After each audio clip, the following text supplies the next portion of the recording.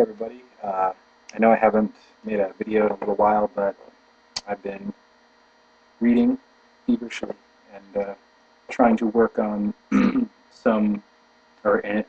interpretation of Plato, but thought I would read some pretty significant passages that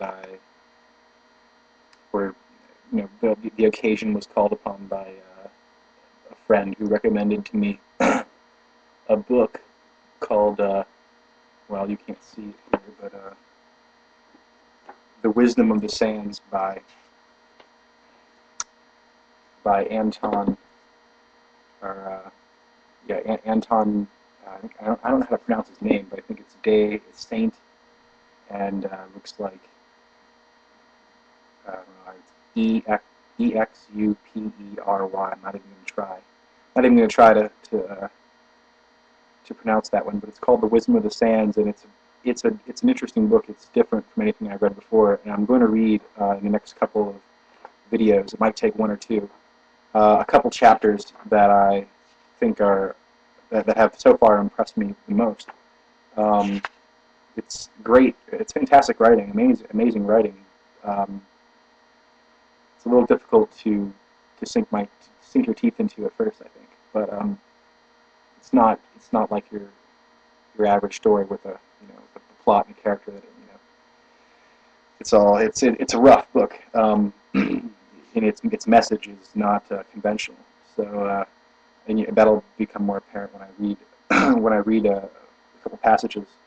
But the two chapters that I'm going to read, I think they're together maybe 10 pages. It's written in a sort of aphoristic style, but not like Nietzsche. Not really short aphorisms, but maybe somewhere between sometimes 2 with sometimes 10 or 15 pages.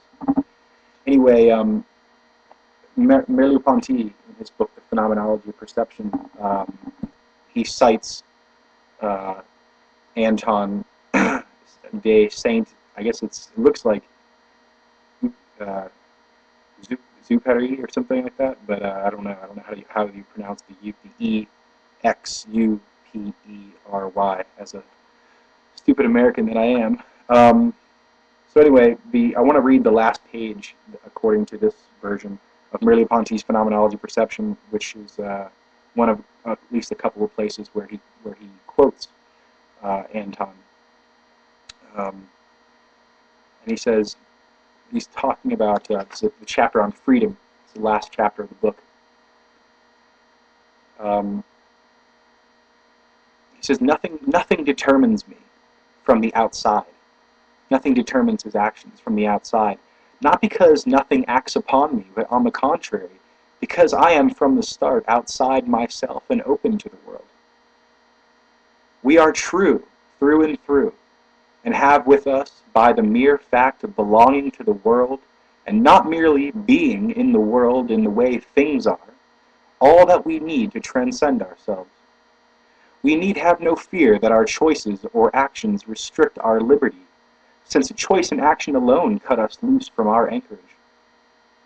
Just as reflection borrows its wish for absolute sufficiency from the perception which causes a thing to appear, and as in this way idealism tacitly uses that primary opinion which it would like to destroy as opinion, so freedom flounders in the contradictions of commitment and fails to realize that without the roots which commitment thrusts into the ground, without the roots which it thrusts into the world, it would not be freedom at all. Shall I make this promise? Shall I risk my life for so little? Shall I give up my liberty in order to save liberty? There is no theoretical reply to these questions, but there are these things which stand irrefutable. But there are these things which stand irrefutable. There is before you this person whom you love. There are these men whose existence around you is that of slaves, and your freedom cannot be willed without leaving behind its singular relevance, and without willing freedom for all. Whether it is a question of things or of historical situations, Philosophy has no other function than to teach us to see them clearly once more. And it is true to say that it comes into being by destroying itself as separate philosophy.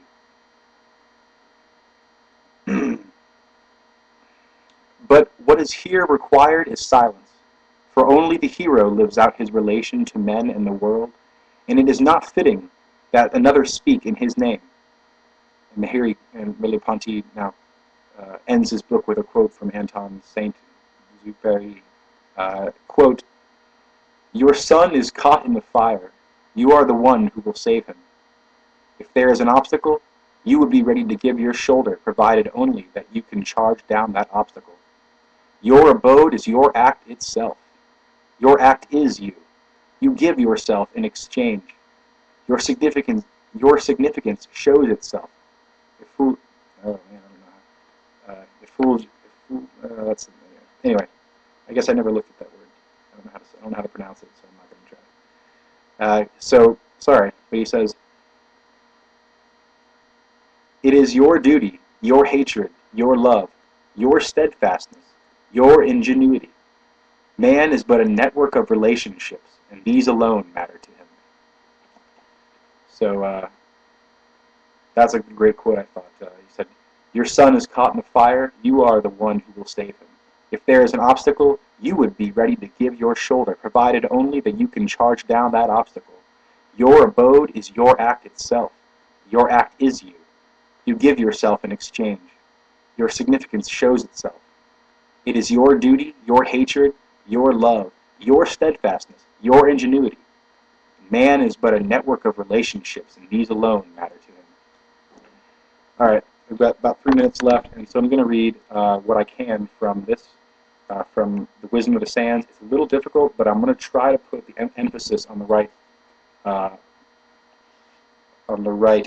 with the right accent and the right emphasis on the right words, and so hopefully it will be easier to listen to than it seems on first reading. And I think that Saint, whatever his name is, I gotta know that. So if you know how to pronounce that, please reply. I think Professor Anton probably knows. And I think that as I'm writing about Plato,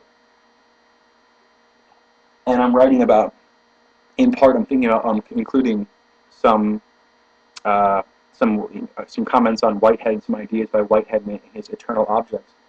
I'm reminded of Hans Jonas's his commentary, or he devoted maybe say 2 pages to a commentary on Whitehead in his book The Phenomenon of Life, which is somewhere in here. And he says, "Oh, wow, Whitehead is great, but death, where is thy sting?"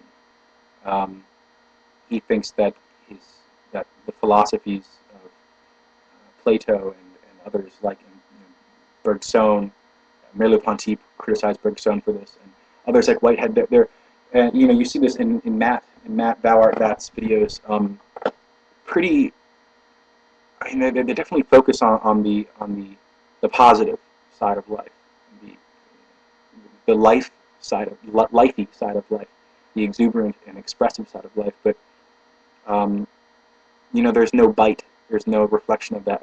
Well, there's a limited amount of that reflection of the bite that life has, and the difficulties that life can really confront us with in their difficulty, not in the greater meaning they might have, but in that difficulty themselves. And there's no, there seems to be a relative lack of an appreciation for that, or a philosophy of that. So that's what I'm reminded of as I read this for another 40 seconds. So I'll post the rest. But it seems that this is what Anton de Saint-Exupery is reminding us here. And this is chapter 4. It says, "Man's dwelling place, who could found you on reasoning, or build your walls with logic? You exist, and you exist not. You are, and you are not." Well, you see the beginning, man's dwelling place is the topic. Who could found you on reasoning, or build your walls with logic? We'll finish in the next video.